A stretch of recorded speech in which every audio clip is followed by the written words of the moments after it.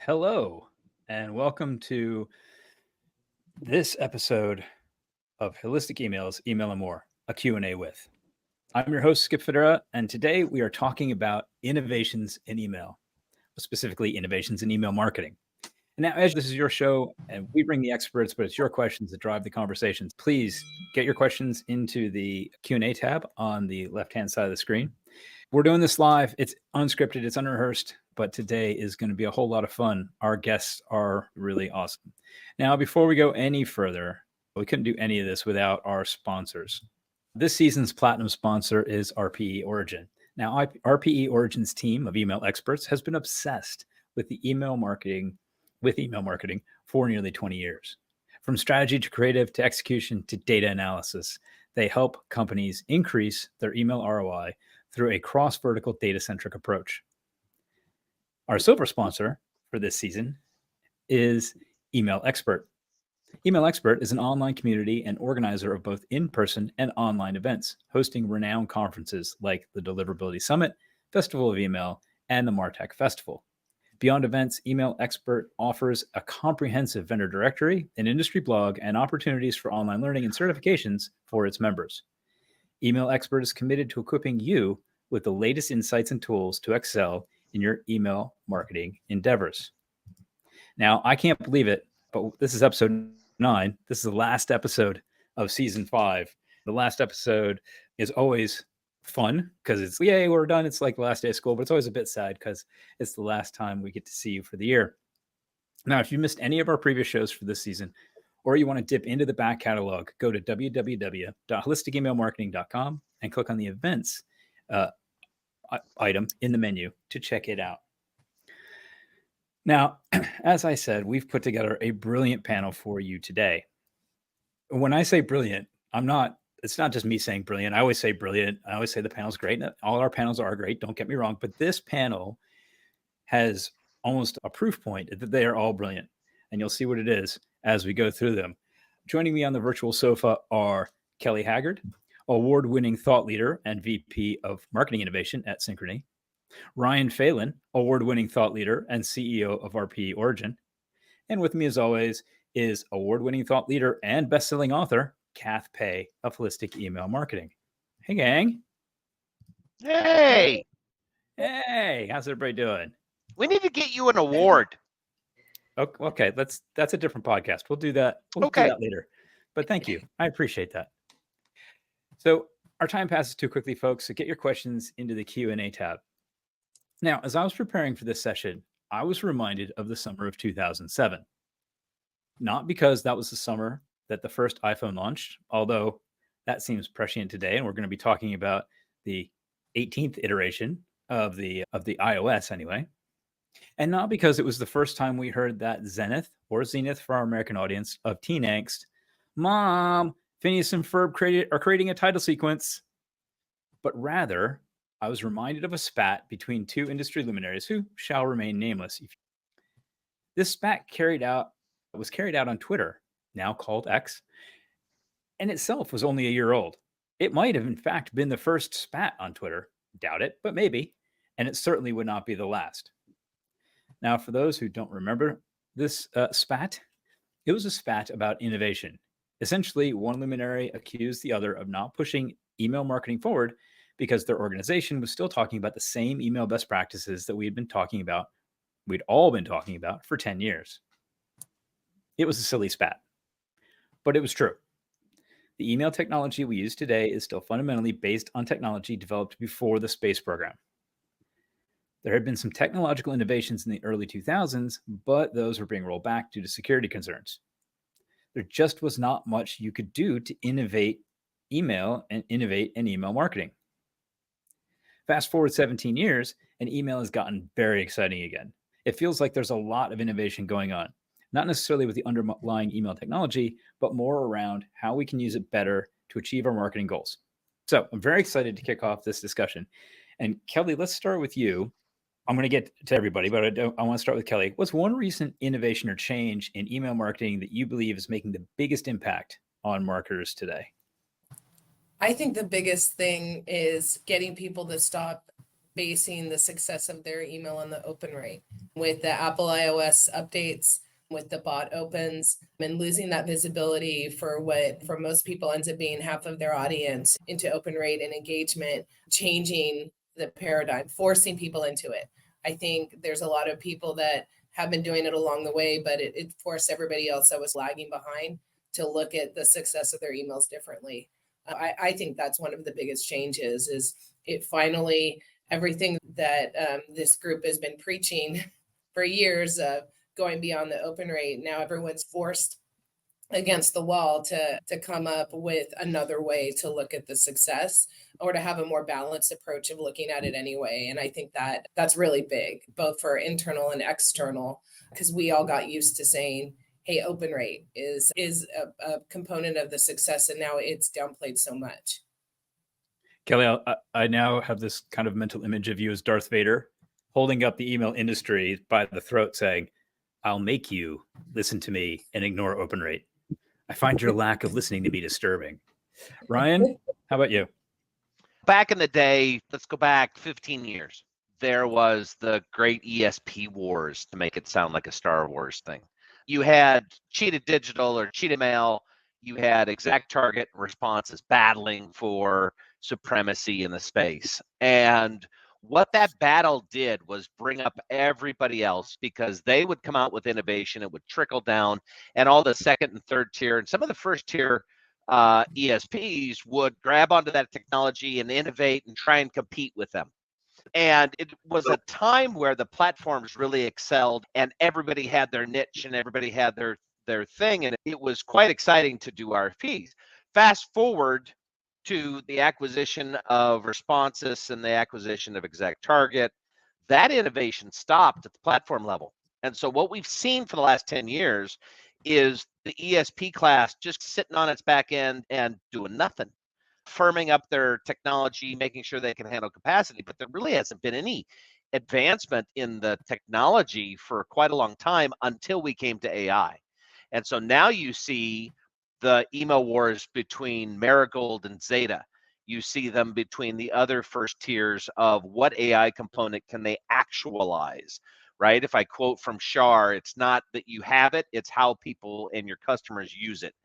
And so the most exciting thing is that it's now competitive again in the ESP space, and there's clear delineation between the technologies and the offerings of the ESPs.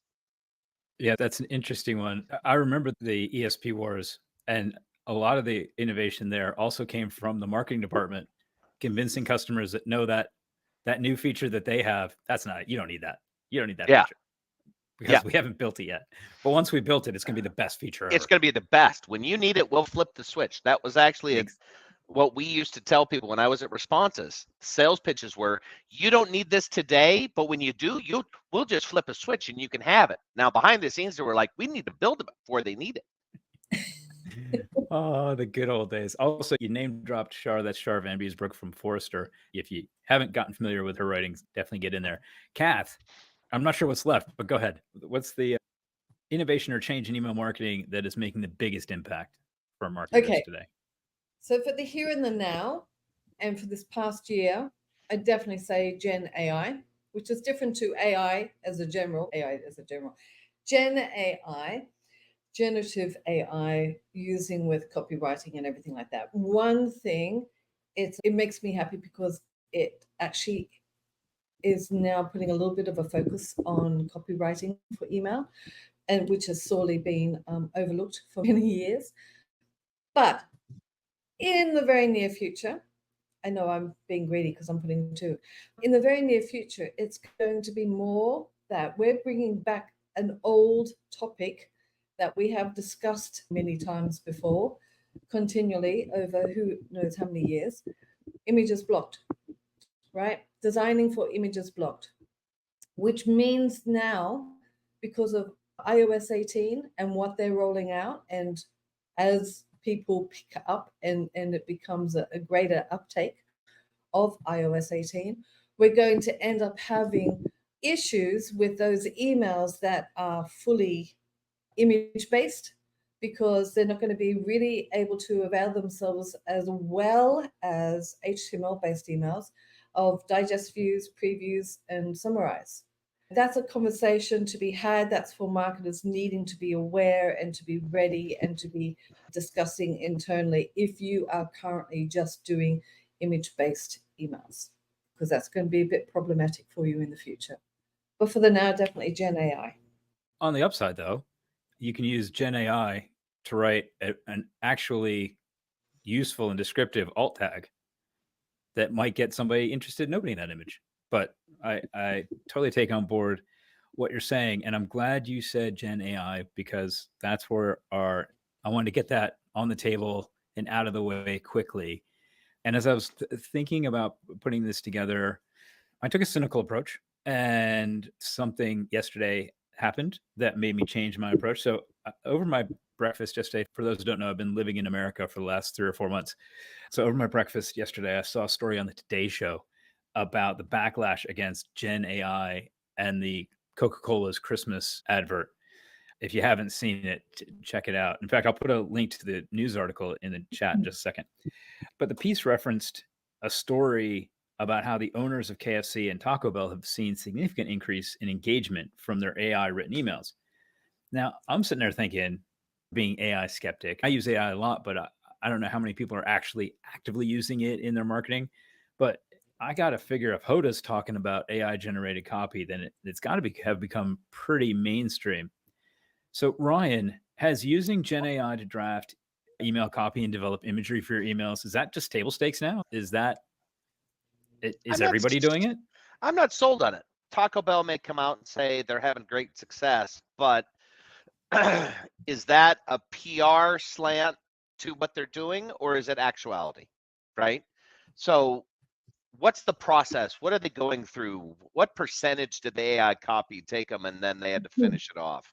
I think there's a lot of detail before we start proselytizing the use of AI for copy. I'm not sold on it yet.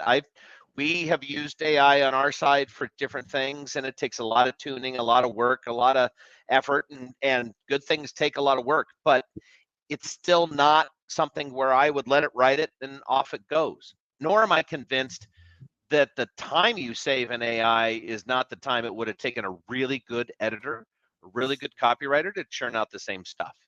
So I think we're still in the early days. Hoda Copy may mention that it's fantastic, but I'd like to see a case study and a presentation at a show about what steps they went through. Yeah, and that's a valid point too, because I should have said that the article that was referenced was in the Wall Street Journal. So that was aimed at investors. And so it was probably part of a larger article about how Yum Brands is adopting AI. So put in that context, you're right. They've adopted it. Has it shown any benefit other than greater engagement? Who knows? Kelly, Kath, do you agree with Ryan? Or no, everybody should be using Gen AI to write their email copy? It's table stakes. If you're not doing it, you're behind the curve. We've been using it internally for quite a while. We've been using it with our clients as well for quite a while. We're finding significant uplifts, significant improvements in workflow. Altogether, really good news. It really helps, and this works with a lot of our smaller businesses who don't have their own copywriters, hence why they use us. Mm-hmm. And we use it extensively with our holistic A/B testing as well, to come up with everything from hypotheses to copywriting to going through and looking at the results and coming up with recommendations as to where else we can use these findings within the business. But that's from a small perspective, right? Small. So I think, and just let me say here, I have, to Ryan's point, I have spent a long time, a lot of effort training our AI up with all of our intelligence, right? So this is also, it's all very, very much bespoke to us, our style, our learnings, our teachings, and everything like this. And so because of that, for me to be able to brief it, it literally takes minutes. And I get amazing results because I've already invested all of that time into doing it. I can imagine, though, doing that with a larger organization, and I can see Sal here has got we're talking about a highly regulated vertical. Hi, Sal. Hey, buddy. It could be a lot more challenging. Absolutely, because there's a lot of dots and crosses and all that sort of stuff that you have to go through, and procedures and approvals and everything. This is for smaller businesses who have not much budget, but also have a lot of flexibility. Yeah, Kelly, I don't know if you saw Sal's comment, but being in a highly regulated industry yourself, without saying whether you use AI or not, because I don't want to put you on the spot, but just as a thought exercise, is that something that you think the compliance folks would like, or would they find that difficult to deal with?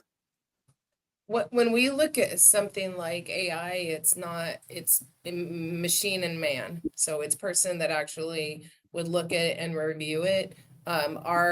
When we send out subject lines and copy, we still have to go through legal approval on our side, because there's nuances in adding words and making sure that it's clear and apparent for the reader of what exactly is being communicated. So for us, there's always the person that would have to be involved to supplement anything that the machine creates.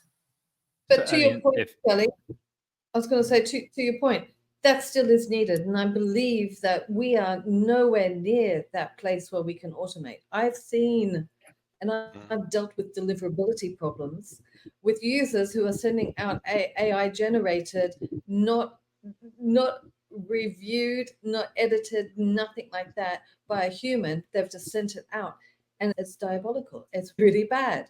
And obviously the training has been put in as well. So we still treat everything that the AI comes up with, that's first draft. That's just giving us inspiration. That's giving us guidance. That's giving us ideas and things.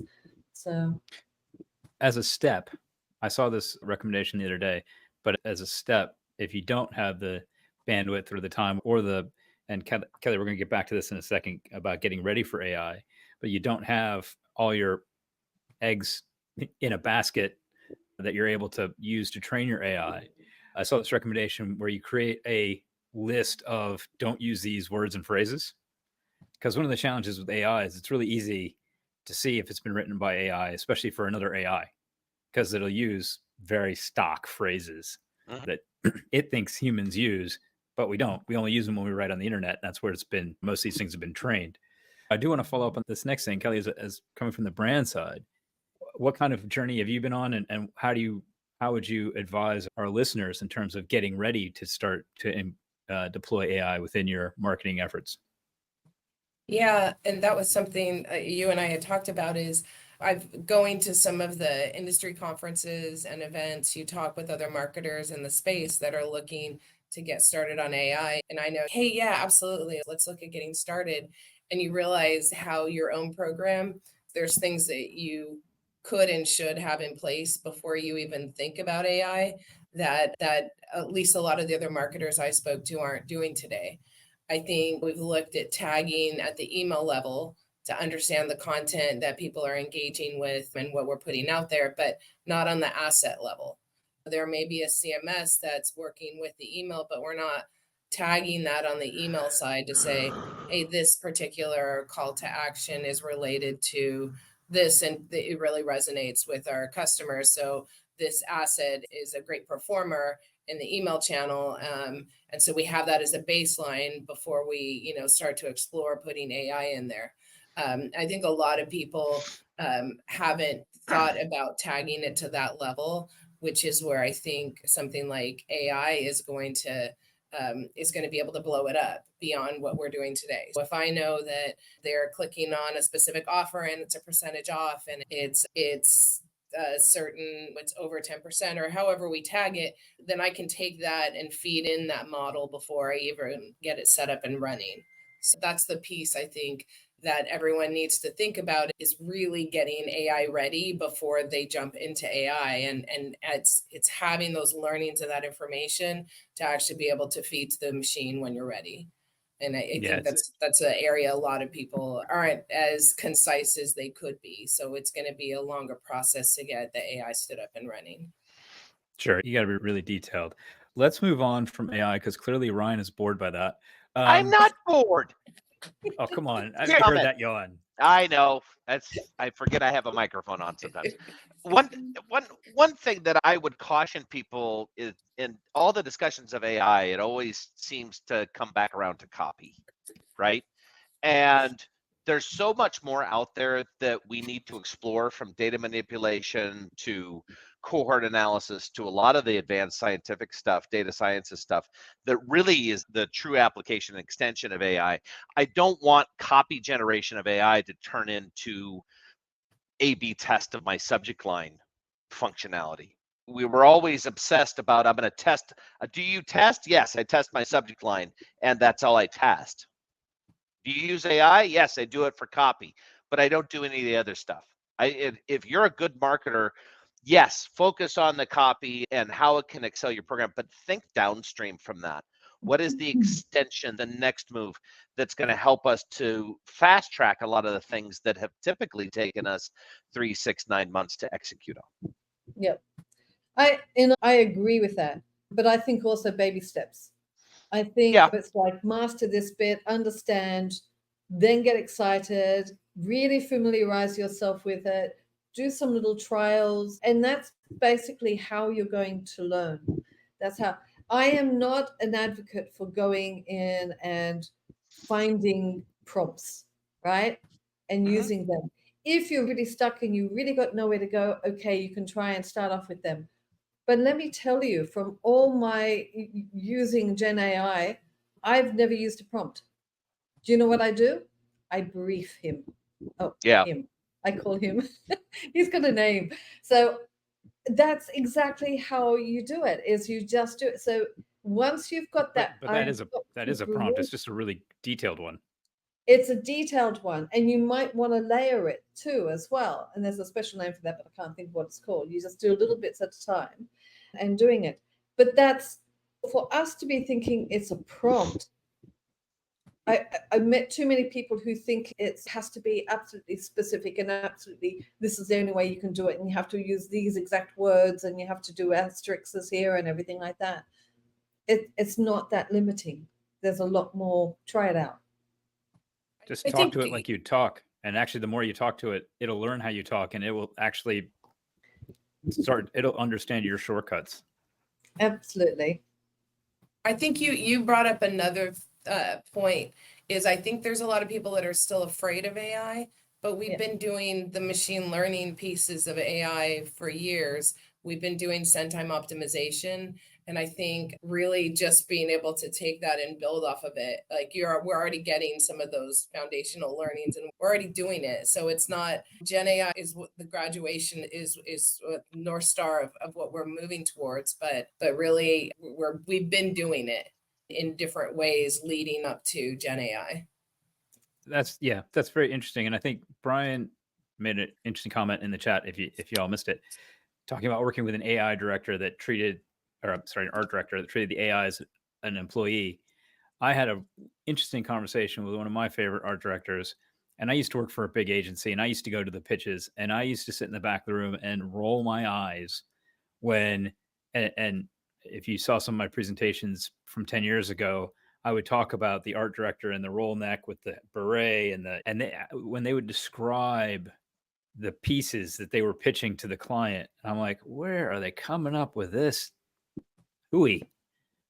But that's exact language they use when they talk to the AI, and they get brilliant work out of it. And so the penny finally dropped for me. Let's move on. Well, actually, before we move on from AI, I want to do something AI adjacent.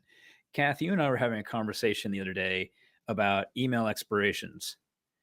And one of the big concerns of AI is its environmental impact, especially if you haven't done as you were describing, and you just go in and you give it a quick little prompt and you're like, oh, that's not quite right. So I'll give it another quick little prompt to refine the previous prompt, and you're interacting with it. But every time you're interacting with it, it's reprocessing through everything. So chunking through a ton of electrical power. Do you want to talk about email expirations real quick? Yes, which is different to AI and the carbon footprint. Yeah, I said it was AI adjacent. That's a big issue. That's something completely different. But there is a project that's happening, and this is again one of the innovations that's happening within the industry. And it's, if you want to find out more about it, you can go to zerocarbon.email. I'll put that link in the chat. And it's talking about how it would like everyone. So it's trying to think of the word. It's trying to get everyone on board. Oh, thanks, Skip. It's trying to get everyone on board so that we can reduce carbon footprint for email, which is great, except for we as marketers need to understand how that will impact us, how it will impact our reporting, how it will impact our consumers and how they use email. Because how many times on Email More have I cited this particular finding that one of the things that people do is save emails for later for them to action. Now, if you actually code it in for it to actually expire, they're not going to be able to do that. It's a great initiative and I applaud it. And if you're interested, you want to get your company on board, everything like that, or you're an ESP, you want to get on board, you need to find out more about it. But we all have to face the fact that this will change email marketing. And I think it will change it quite significantly because of that long tail effect that also I talk a lot about. Okay, thanks for that. And yep, I pasted the link in the chat if anybody's interested. So let's move away from AI now. We managed to spend almost a whole half hour on it. Yay us. We can tick the box and say we have achieved the marketing conference standard of half the content being on AI. We're not going to achieve the email conference standard of half the content being on deliverability, though. I'm stopping you right there. We're not going that route. But how can a marketer distinguish, and Ryan, we'll start with you. How can a marketer distinguish between a new piece of technology being a fad and being something useful? It's so easy to chase as our friend Jen and Tiffany likes to say, the shiny, but the shiny doesn't always worky. I think it starts with check everything out, right? We never know what is going to be the next new thing or the next biggest thing. Or when Movable Ink came along, everybody was like, oh gosh, this is fun. And it's grown into this huge company with tentacles everywhere in terms of its functionality. I think, though, after you check it out, it's about developing use cases based upon what you know. Come to the technology with ways that make a solution happen. It's not just a toy. If you just go into ChatGPT or whatever you go into and just screw around with it, it's not going to benefit you at all. But if you come to it going, if I can shave an hour off of my production time, then that may be worth it, because over time I can equate that to a dollar's number and justify the use of the technology, right? But I come to it with, I have a problem and this is how I want to solve it with the solution. So I really do think it is a use case. We do use cases in our RFP pursuits to help center people away from the shiny and into, okay, is this actually going to help your company, help your process, help your customer, your end user? And we put a lot of emphasis on ESPs solving those use cases. And so do the same thing with any new technology that comes out. That's how I've usually looked at it in the last 25 years. Kelly, your title says marketing innovation. You're the vice president of marketing innovation. I can see it right there on the screen. So you must be bombarded with, ooh, check this out. Oh, I'd like to hear your thoughts on this. Oh, I've just launched this thing. Oh, I noticed on LinkedIn that you're head of marketing innovation. Would you like to have a 15-minute chat? I'm sure you'd never get those, right? Never. When we look at stuff like that, I think our big thing is we don't sign an agreement and bring something in and roll it out enterprise wide. So everything's a proof of concept or pilot. It has clear KPIs that we expect to get from rolling it out. We have a scoring model going into it that says, what's the level of effort? What's the ROI? What are the checks and balances in place? How many dependencies are there with other teams and other products inside the company? And then when we roll it out, we revisit and say, did it drive what we expected it to? What were the surprises and ahas that we found? And then is this something that's scalable? Sometimes we'll do a pilot, see how it goes, and it's not something that will work out for us. And I think you have to have the no in the back of your mind if it's not the right solution. I think that's the biggest thing. I know a lot of companies will do a pilot and then it immediately goes to, part of their pilot planning is rolling it out enterprise wide. And I think you have to have something in there that says, no, that this isn't the right solution for us. Let's go on to our next test. Again, the way you answer questions always gives me these really strong visuals. So I now see like this operations center with you standing at the back, and you're like, operations, go, no go. Scalability, go, no go. Finance, go. And everybody, no, that's not the way She it does works. that. She has a whip, though. It's just get people going. So it sounds like what Kelly's saying is a pretty sensible approach that, okay, something new's come, we do a pilot, we set some clear KPIs, we've definitely got a go, no go criteria. So it's likely that it's going to be a no-go as is a go. Which sounds like a very organic way to mold and adapt your Martech stack. Ryan, how do I know when my Martech stack needs to be reviewed? I don't know what I don't know. And so I'm happy with this really crazy process I created to make the Martech piece that I have work within my environment. When should I take a step back, or how should I approach taking a step back and saying, actually, this isn't working for me. There's better stuff out there. I can't do the stuff I want. I can't innovate the way I want. Let's make a big. Yeah. I think there's three things. I always encourage marketers to do conversations with technology providers in your stack once a year. Not only the ones you have, but the competitors. See what's out there.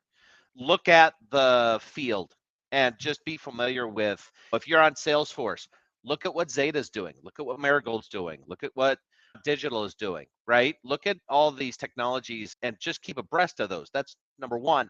The second thing is, I wrote an article a couple months ago just about doing a regular tech audit about what you have, how it works, what are the pros, what are the cons. You keep this log of what are you going through and how is your stack helping or hurting, right?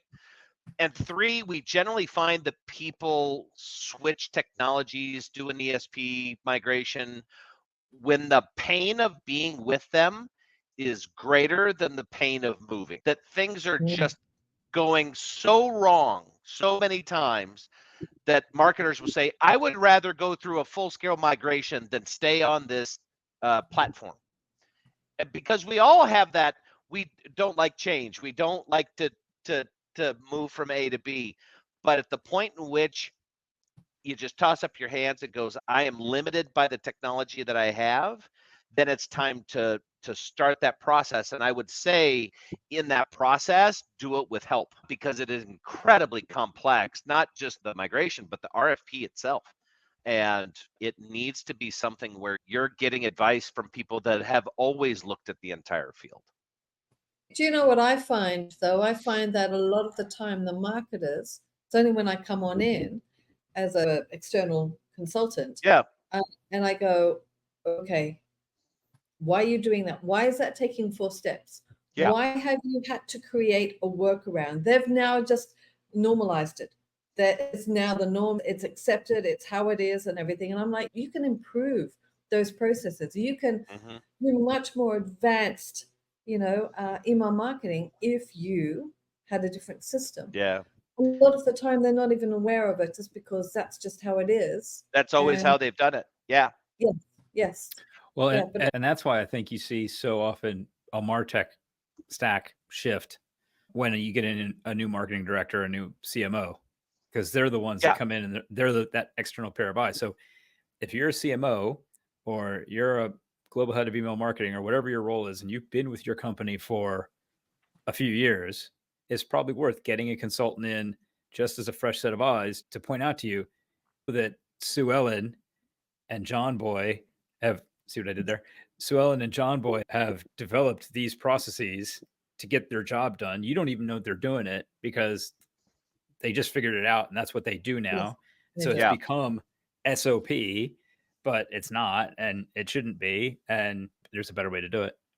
Yeah. CAP does these. We do tech audits as well. And we're always pointing out new processes, new ways to do things, and asking the question, why do you do it like that?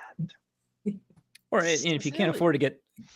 afford to get Kath or Ryan in, actually go sit with the people and do Yeah. their job with Ask them for them. a day and be Yeah. like, why do we do it that way? That seems dumb. Oh, Yeah. well, because if we want to do X, Y, Z. Okay, getting back, that's kind of down into the weeds a little bit more. Where are we going with interactivity? There was a big song and dance about AMP. Is AMP still going to be a thing? Is AMP still a thing? Is AMP dead? Was it one of those things that was a more hype than substance? Where are we with in that area? Kelly, do you want to start with that, or? Sure. For us, I think it also, when I think about that conversation, I also think about ADA.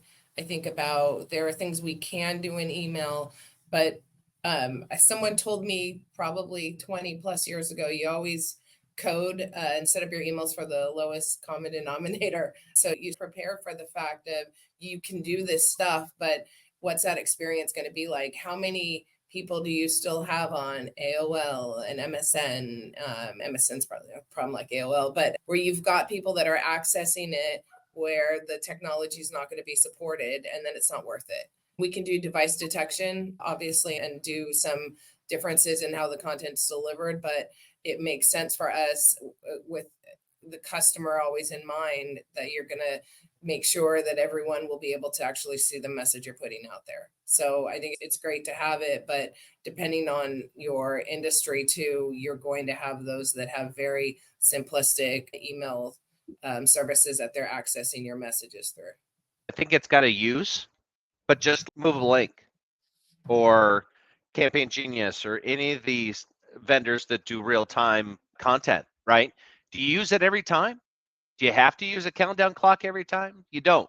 You have to, it depends on the use and the goals of your email. So AMP, okay, is it going to change the world? No. Is it something that we can add into an email to enhance it given the brief? Yes. But realize AMP takes time to do. It's not just a drop a code. There's a lot more that goes into it.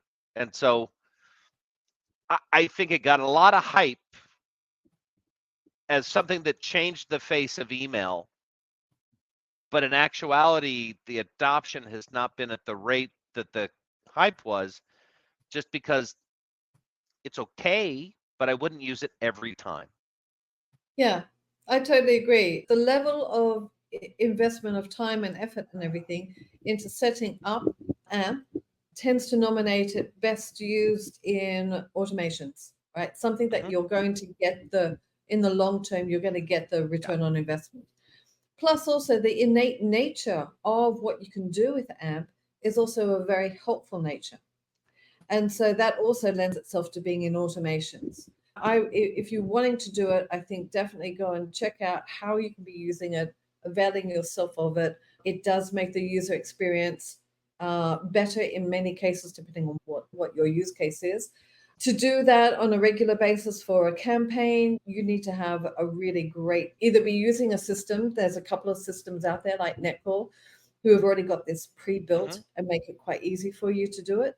Or otherwise you need to be having a solid coder who's able to do it and you test it really well out. But as far as I'm concerned with all of these interactivity things, again, they can very easily fall into, we've got it, so let's do it, but it actually doesn't serve a purpose. Anything that you need to do, everything, so whether it's a static one column layout email, needs to serve a purpose. If it's got interactivity, it needs to serve a purpose. Don't just do it for the sake of doing it or because you can do it. Unless it enhances the customer's journey and helps them in some way, it's probably a waste of your time. I did doing this RFP, and they asked, what's a company that you think are doing a great example of an email? And do you know the one I found? The one I thought was doing really well? Cowboy.com sells e-bikes. Really simple one column layout, flat design, so there's no interactivity, beautiful visuals, lovely copy. It sings to me, it speaks to me, it makes me want to go out and buy a bike just because of the beauty and the simplicity of how it does it. They're doing a great job. and they're not doing anything amazing as far as interactivity goes. So if you don't have that ability, you can. I sometimes wonder if a lot of interactivity isn't cover for something else. Lack of strategy. Yeah. Lack of strategy, lack of money to invest in a copywriter. So going back to where we started, Ryan, you said that you didn't think that Gen AI could do anything, or the time saved was negligible over a really good copywriter. The reality of the situation is a lot of companies can't afford or won't pay for a good copywriter. You bet. And in those situations, that's where it's an advantage and it can actually help a company. But at a grander scale, one of the fears that I have always is that if you look at the evolution, and you talked about it at the beginning of the show, is the evolution of the email space. We're still talking about stuff we did 20 years ago. I still am using slides from 10 years ago in some presentations. I'll never tell you which ones because then you'll know. But the fear I'm still using slides I stole from you 10 years ago. Yeah. Oh, they're still solid. The fear that I have is that we're so focused on copywriting with AI or AMP or this or that or the other thing. We pull ourselves away from the basics, which is how about you learn how to segment with your data team. Let's do better connection to the consumer. Let's work on placement of product based upon a cohort analysis of a group of customers. Let's go to the core, get the core great, and then let's start to look at what AMP can do and what this can do and what that can do. The shiny object can enhance, but they can also distract from, I'm still sending crap. It just looks prettier. Yeah. I will say I got an augmented reality email where I could take whatever product they were selling and put it in the room with me. I thought it was really cool. And I did forward it to some other people, not just people in the email space, but other friends that would also find it interesting. So when I say to think about all of your customers and that customer experience, that was an experience for me. That's the equivalent of an influencer in the email space. So, hey, they actually, this looks really cool. And then I saw another one. I was like, show what the watch looks like on your arm. I'm like, wow, that's. I think that there's some stuff out there that it ends up being a coffee table conversation, right? It ends up being something that has a life outside of it, and depending on your brand and the applicability, it could fit. I think it's really. There's some stuff to look at that has to do with your industry too, as you're looking to test some of this stuff out. I think that's a really good point, especially the coffee table point, because, that's the benefit of good old fashioned DM. And direct mail doesn't have interactivity. It's got good copywriting, good imagery, good design, and it gets passed around. You'll show it to people. Now, Kelly, did you really forward the message because you thought the people would be interested, or did you forward the message to say, look, email marketing isn't as lame as you always tell me at the cocktail party? Both, because I forwarded it to email people too. I was like, this is really cool. Fine. Fair enough. So let's gaze ahead a little bit. I don't want to do what's your top prediction for 2025, because that's, first of all, it's way too early in the year for that, and B, it's overdone. But what is the one trend or innovation that maybe you're looking forward to the most, or you think is going to become an essential part of the email marketer's toolbox? And Ryan, to your point, when I say essential, you may not use the tool every time you open the toolbox, but you use it more often than not. Actually, Ryan, let's start with you. What am I looking forward to? That's a great question. Thanks. You're welcome. You know what? This has been a quiet year for companies asking for help. And everybody seems like they're in this cocoon. And I don't know why. A lot of people have posited that, and that's across the Martech space, is why is it so quiet out there? And I think that what I look forward to is the butterflies everywhere. People starting to ask questions, people starting to ask for help, people starting to look at their platforms and what they can do and what the possibilities are and how we use this technology that we have for the advancement of our goals.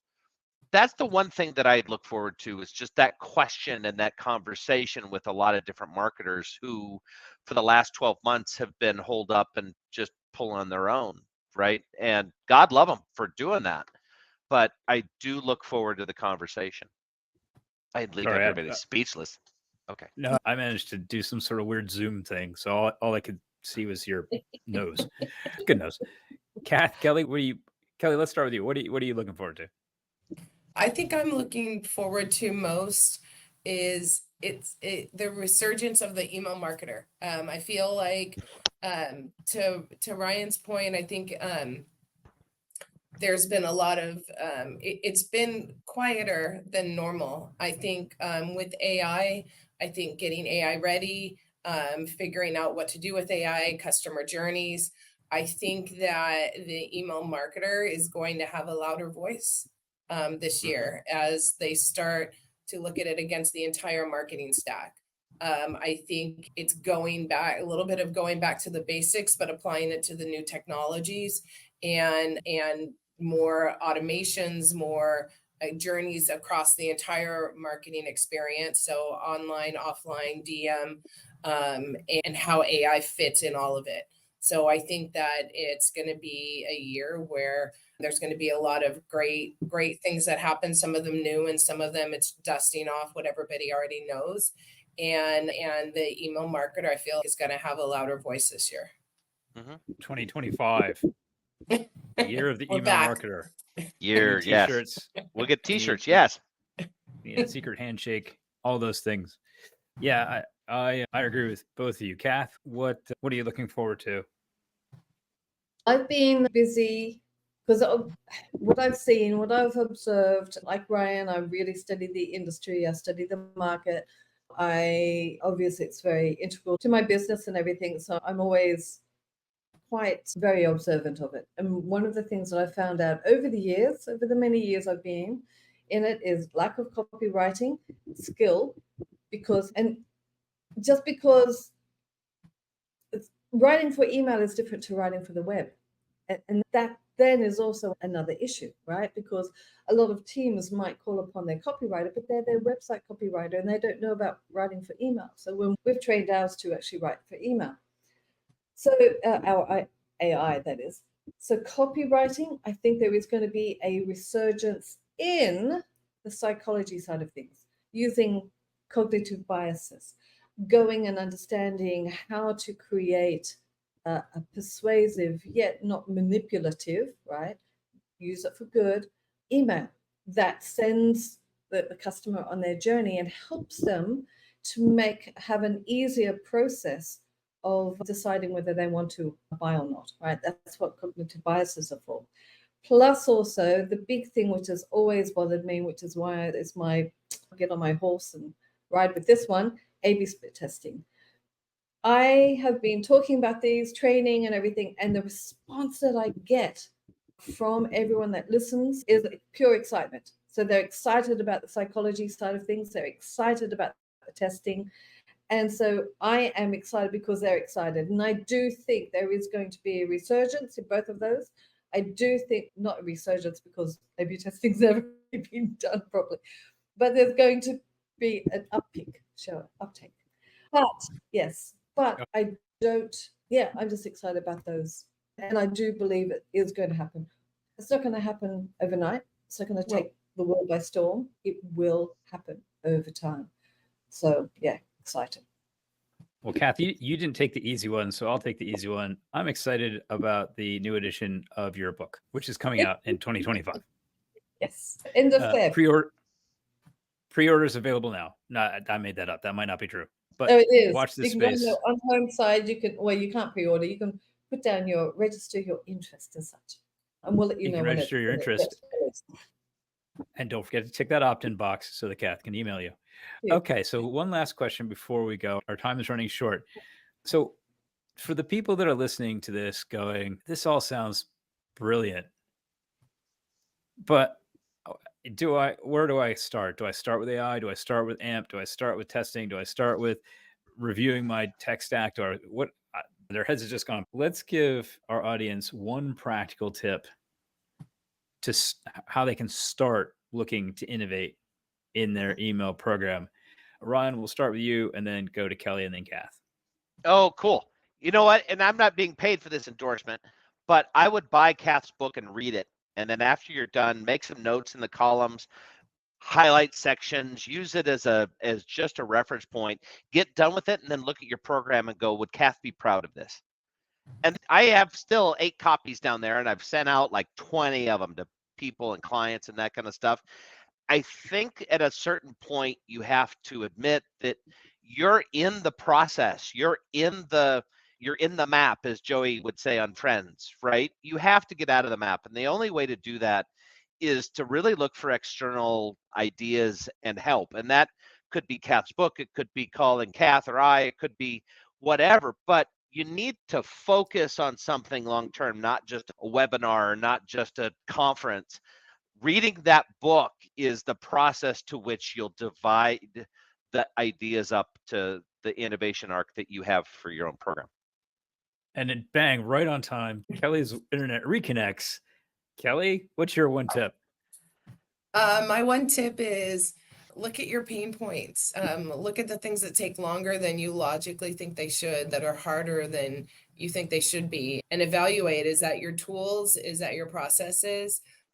Take Kath's book and take industry information that's out there and say, is this what I should expect? And if it's not, then I think be open to look at ways to improve and optimize the process. I think you've got to be willing to blow things up in order to get to a better state. It shouldn't take a ridiculous amount of time to get an email out the door. If it does, what's wrong with the process? It shouldn't take a ridiculous amount of time to get back analytics on how your email's performing and know how your program's performing. And if that's a pain point, then again, look at it, be willing to blow it up and fix it. Yes, it should take longer than the finance director thinks, because they think you can get an email out the door like that. But it shouldn't take so long that you're actually frustrated by it. Kath, Yes. What's your one tip? I'm going to go back to real basics, and that's audit your program, because as you said earlier, Skip, you only know what you know. And a lot of email marketing now is within the team. They're using outsiders less often. So therefore, the knowledge is getting a little bit stifled. So yes, do your outside learning, get outside help, try and get all of those, that information, that external information and experience that doesn't come from your team. I'm not saying your team isn't experienced. They are. But there's a limit to that. Go and do training courses.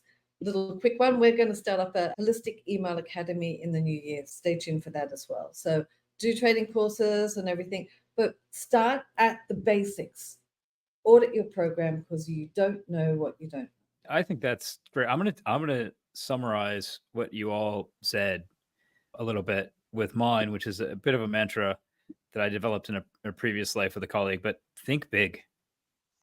Think really big about all the things you can do, but start small and scale quickly. Unfortunately, that's all the time we have for us today. Brian's already leaving. Oh, no, he's back. Okay, No, good. I just reached for something. Jeez. I can't yawn. I can't lean. No, you can't. Just stay. Fantastic. Just 2 more minutes. That's all I'm asking. Like I said, that's all we have time for today. Please let us know what you thought by adding some comments in the chat, and join me in giving a tremendous thank you to our panelists today, Kelly, Ryan, and Kath, for providing their invaluable insights. And it was just a very entertaining chat, which I hope you all enjoyed as much as I did. And as always, we could not do this without our sponsors. Our other silver sponsor for this season has been Sino. Our friends at Sino have built an amazing email analytics platform that will enable you to explore and benchmark your email campaigns like never before. Their intuitive platform makes dealing with data feel like a friendly chat, not a complicated puzzle. And our gold sponsor this year has been Bouncer. Bouncer is an email verification and deliverability platform with super powerful tech and caring people behind it. Use Bouncer to increase your email marketing ROI and land smoothly in your recipient's inbox. Most of all, I want to thank all of you. I know you're busy. I'm really grateful. We are all really grateful that you've chosen to spend some time with us today, and for all of your support all season long. We've enjoyed having you along on this wonderful ride over the last 9 months. So until we meet again, be safe and make good choices.